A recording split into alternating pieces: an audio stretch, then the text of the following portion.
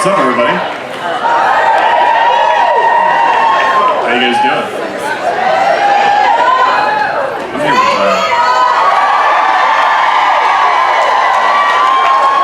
that's all I need. Got like a middle-aged dad bod. So, Great shirt! how's it going, John? We're rocking. We're rocking out here on this boat, man. Y'all got your sea legs? Yeah, that's right. Just keep drinking, dude. It's wild. All right, so let's just jump right in, and that way we'll go quicker. So also really quick to start off with, there are 2 microphones on the side here. Line up, we'll take questions in just a few minutes, and we're all in this together. It's rocking and rolling. So let's start off to John.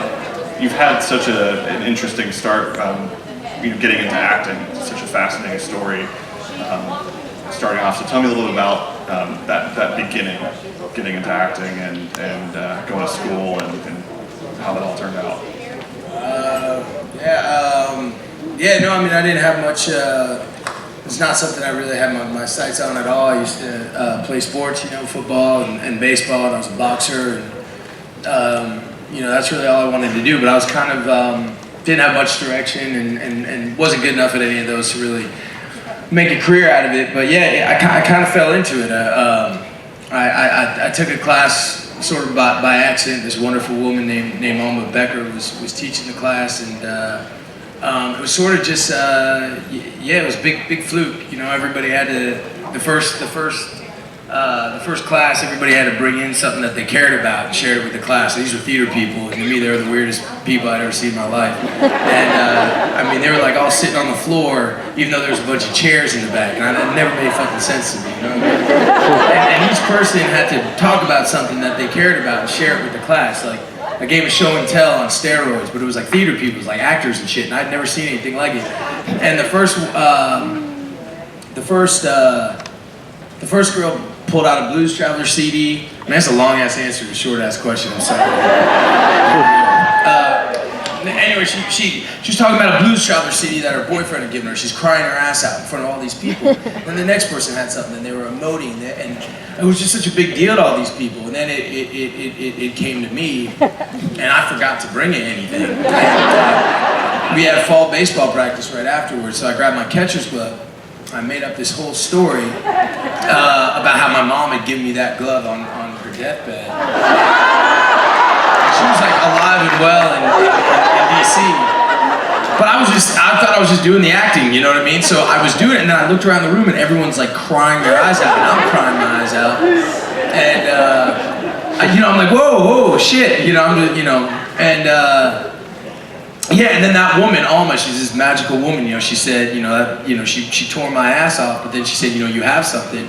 She made me audition for a play, and I ended up doing the play, and I fell in love with it. And then, from that point on, that was it for me. I ended up, I couldn't finish school, I got in some trouble, and I ended up moving to Moscow, Russia. There's one of the best theater schools in the world there, and I went there on my own and played some baseball over there, and that kind of saved my life. That woman, Alma, she saved my life. She married my wife and I, and Alma's, she's a super, I have her name right here. No, she's special. And it really goes to tell you that, I think teachers are the most undervalued and underappreciated.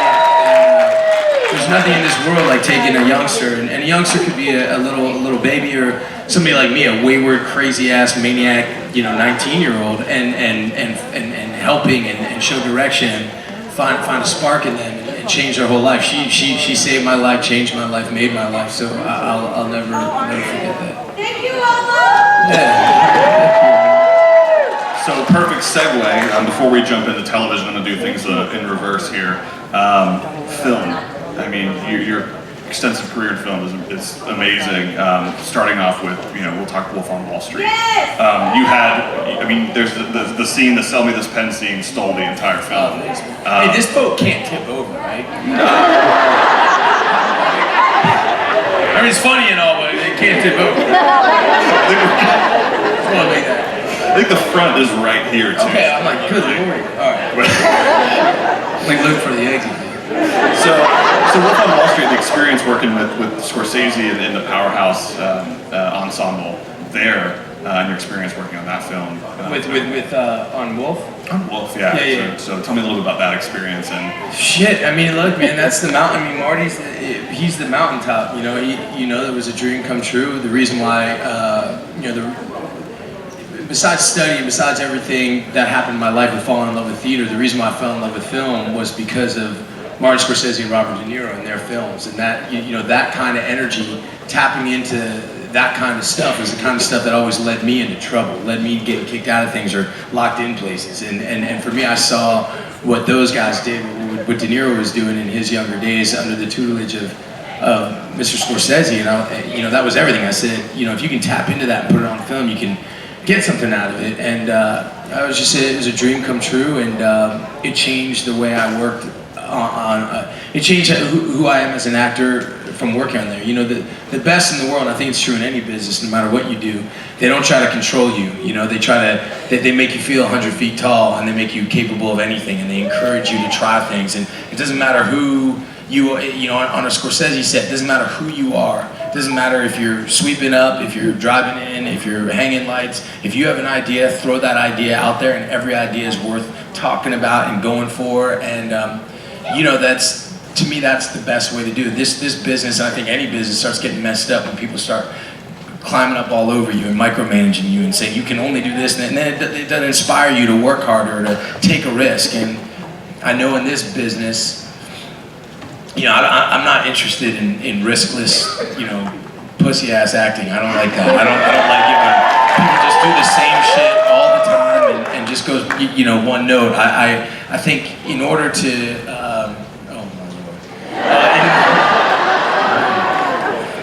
in order to do something special, you got to take a risk, and you got to be willing to fall flat on your face. You got if you're going to hit a home run, you got to strike out a lot, and I like that. I like a place that's safe, and you're encouraged to be bold, and you're encouraged to fail. I don't like safe when it comes to this. Absolutely, and like I said, before we get into television and talking about the ultimate badass characters that you portray. Ultimate badass. I'm like shaking in my boots. Is this good tip? Are we going over? Just acting. Baby Driver. I'm not even in that movie, man. I mean, you're in the movie. Oh, thanks, man. The character. The moments he's on screen is an ultimate badass, but working in that opening sequence in the car, mostly in the car, driving around.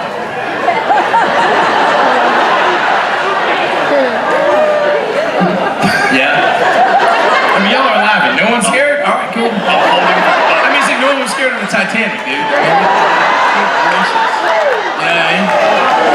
Is that bad? I should have done that. Should have said that. Where is the safety boats from here? Does anybody know how to get there from here? So no boats on the side, bro. Cozumel's a stone's throw away. We're almost there. Good gracious. Okay, what'd you say? The opening sequence of Baby Driver, playing like a musical number. That was something that was so different, and I think people fell in love with that film because it hadn't been done before. Behind the scenes was very meticulous. Talk about shooting that opening number and how specific every single move had to be with slamming the car doors and. It's super specific. I mean, Edgar, it's like that's the thing I'm most proud of in my career is the directors I've gotten to work for and the friends I've gotten to make along the way. And Edgar is, he's a genius. He knew exactly what that movie was going to be before he met it. When you read that script, it came accompanied with a DVD with music. So he knew every beat of that movie musically before it started. Every frame was synced up. He knew that, and it's a real testament. I think great filmmakers. It's just all about having vision, and real geniuses have unbelievable vision. But to make them genius is how do you execute that vision? How do you get that thing from up here onto that screen? And how do you orchestrate all these different people to do it? And it's hard, and it can be tedious at times, and a movie like that. But look, I was only in it a little bit, but I was proud to roll with Edgar. I really like him, and I believe in him. I think he's great. And there's a lot of fans talking to as well about Baby Driver 2. And even though your character says, this is the last time you see me, I'm dead. Everyone's saying that the sequel is going to be very focused on your character. Which could be cool. Last thing I'll talk about before we turn it over to television, which I'll let the fans ask the questions. It's like I said, doing things different. Shot collar, if anyone saw Shot Collar. Let's talk about that. You guys shot in actual prisoners. Yeah, we did. Right? Well, I've never been asked questions about Baby Driver and Shot Caller, man. That's something, dude. That's cool, man. So talk about shooting with actual prisoners. Tatted from head to toe, playing this. I don't want to spoil anything, but this. It's a good movie. I mean, Shot Caller is a hard movie. It's a hard movie. Look, it's made by a guy named Rick Waugh. It's the second movie I've done with him. He directed a movie called Snitch, a guy named Dwayne Johnson, and he did another one called Felon, which is one of the most hard-hitting prison movies you'll ever see. Rick's an unbelievable guy. He's a soldier of authenticity. To make these prison movies, he went undercover as a parole officer and prison officer for 3 years. He knows everything about the California penal system and about the gangs that run them. And he and I are real close, and he was able to get me in contact with some people who have, lived a very sort of certain kind of life. And look, I'm a big believer that, one thing I hate is when criminals are sort of portrayed in the movies as stupid or, base or, look, everybody sort of plays the cards that they're dealt, and there's humanity and beauty and grace in all walks of life, and I really believe that. The penal system, it's a chicken and the egg sort of thing. It's a messed up system, but what created it was messed up too, and there's a whole different set of rules, especially out in California, and I was really. Some of the people that I got to meet for research were people, that were, in hiding for their life, had green lights on them, you know what I mean? And I was, I love Rick and I believe in him, and I love that I got to make those connections. And then, shooting the film, we shot in a working maximum security prison, and, we were staging riots, race riots with real Norteños, Sureños, real Aryan Brotherhood, and real Black Guerrilla Family. I mean, they were and you have never seen a group of people be more respectful towards each other. You know what I mean? And it was exactly the opposite of what an idiot would think it would have been. And it was I'm proud of the film and proud of the experience. Awesome. So we can talk about the year in film. It's an incredible year, but we have a lot of Walking Dead fans and a lot of Punisher fans here. So I've geeked out. I've got to talk to you about film. I'm going to turn it over to these guys. I'm going to have them ask questions about Walking Dead and Punisher. So let's start on the left side over here. Is there my... Wait, I don't know. I can't see anything. They're in the safety boys. Yeah, they're already prepping. Get out of here. So anyone who has the mic. What's up? Nice to meet you. Awesome. Here we go. So before I ask my question, my wife used to have a crush on Mark Wahlberg and Donnie Wahlberg. I think you've taken that over by the way she's looking at me. Your wife has a crush on you, man. So my question... Where are you, man?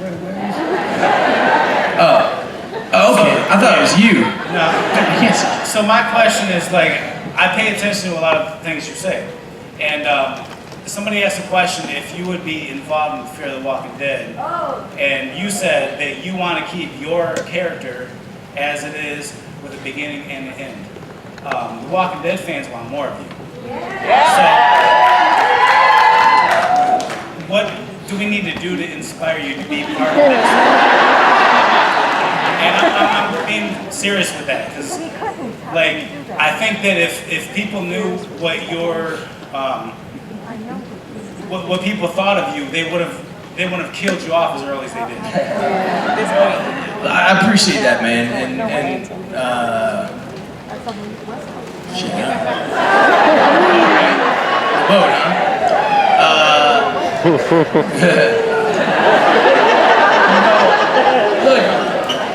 Look, I think first of all, I can't tell you how much I appreciate. I appreciate everything. You got to understand where I came from and who I was. I'm so grateful for this. I got 3 wonderful kids I love with every bit of my body. I got a wife that I love with everything. None of this all is I'm grateful for it all. And Walking Dead was such an unbelievably pivotal, important time in my life. for so many reasons. I could literally just talk about that all, you know, I mean, through Mexico, through till we get back. You know, those people that made that show, they're still some of the closest people in my life. You know what I mean? I love them. That main group of people I started that show with. You know, that's as good as it gets. It's as good as it gets. I mean, it was all just racehorses being able to take off. And you know, also it was a time where I got, you know, folks like Norman and Andy and Sarah Wayne Callies. You know, I hadn't had a family yet. I was about to get married, and I had these models of husbands and wives and fathers and mothers and family, and how you can have a family and a whole family up here, and even go into this business that doesn't support really being a family type person. I learned so much from that. I learned so much how to be a number one on a show from Andy Lincoln. He's the best number one in my opinion that I've ever worked with.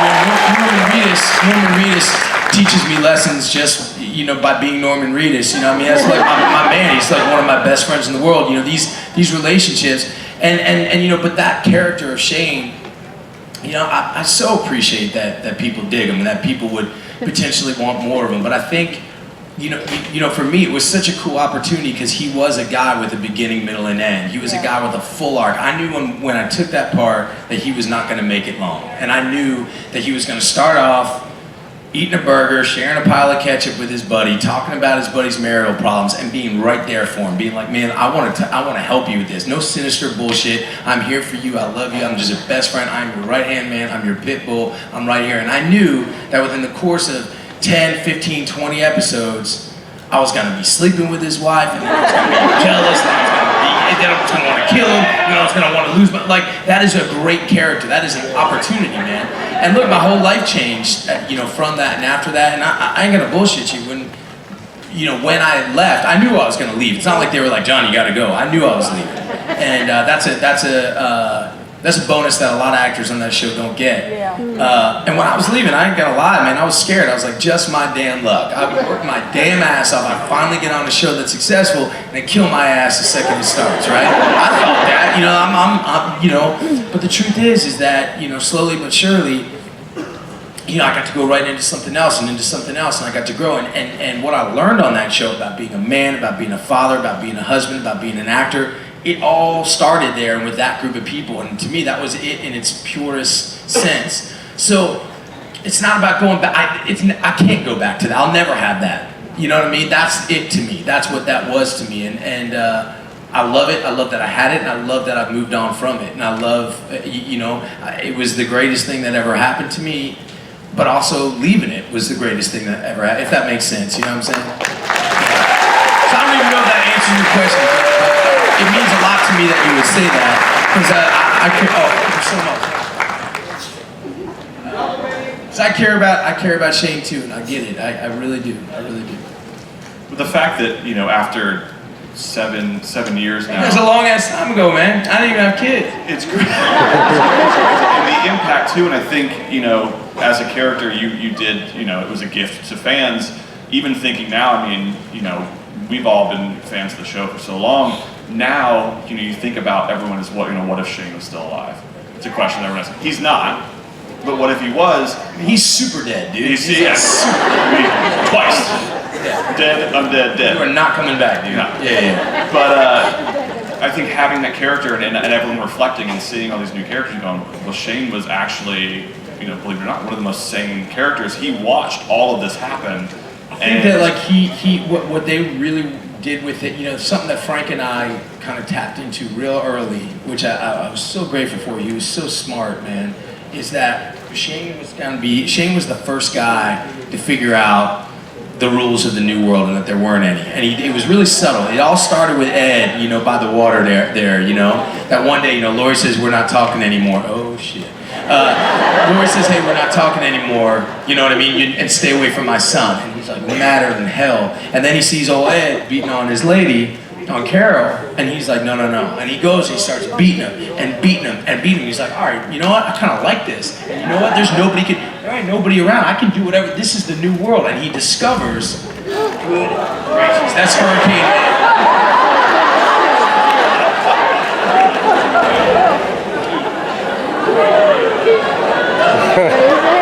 Everybody's good? Alright, anyhow, and then I think, an episode or two later, there was a thing where, he was tracking Rick in the woods. They were looking for something, and then he just got Rick in his crosshairs. You know what I mean? And he just started thinking, in this world, you really could. And it happened to him first. He just figured it out.